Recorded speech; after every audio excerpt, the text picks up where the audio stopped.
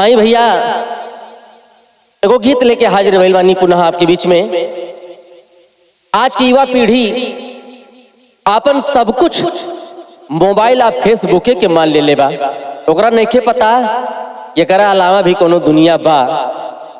सोची जब मोबाइल नहीं रहे तबो जिंदगी चलत रहे। आवाज फेसबुक पे तमाम दोस्त होके भी आदमी अकेलापन महसूस करता।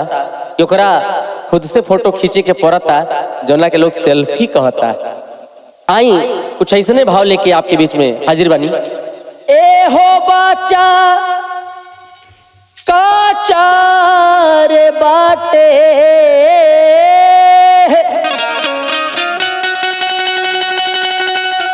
ए हो बच्चा काचा बाटे अब ही उमिरियाई फेसबुकिया जग में ई फेसबुकिया जग में बाटे नाही मीत सब सच्चाई फेसबुकिया जग में नेहिया के धागा राख कस के ई फेसबुकिया जग में हो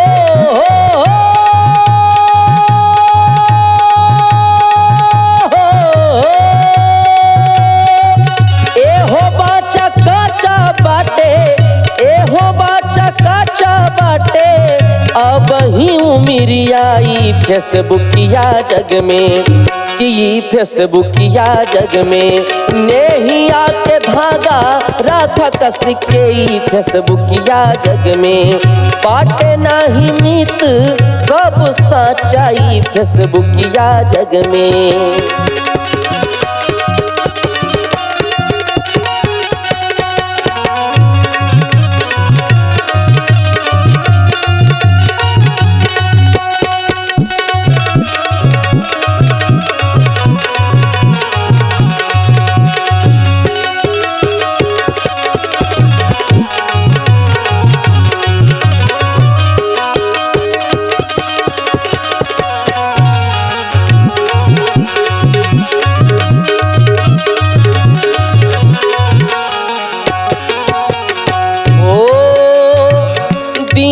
दीन रिश्ता नाता भइल जाता ढील हो।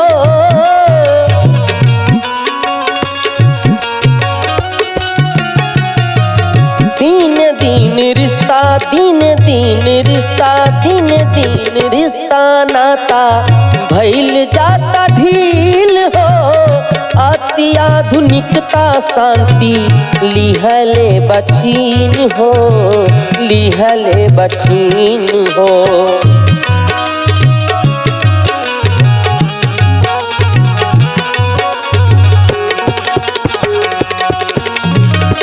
दीन दीन रिश्ता नाता भइल जाता ढील हो। अति आधुनिकता शांति लिहले बचीन हो लिहले बचीन हो। फैलल जाता दीने दीन फैलल जाता दीने दीन फैलल जाता दीने दिन जहर नस नस में ई फेसबुकिया जग में ई फेसबुकिया जग में नेहिया के धागा राखा कस के ई फेसबुकिया जग में बाटे नाही मीत सब सच्चाई फेसबुकिया जग में। क्या बात जियो रे सगीर भैया।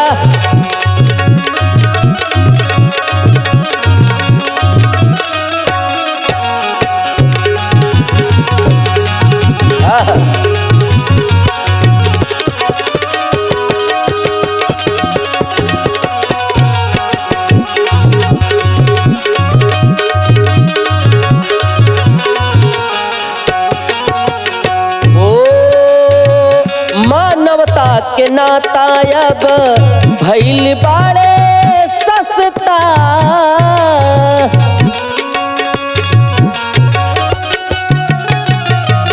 मानवता के नाता अब भइल बाड़े सस्ता। गूगल के सहारे जनी नापल कर रसता, नापल कर रसता।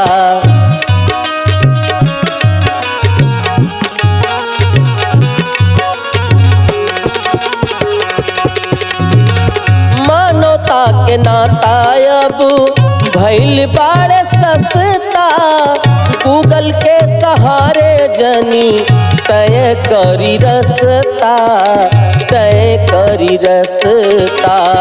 जिंदगी के गाड़ी हो,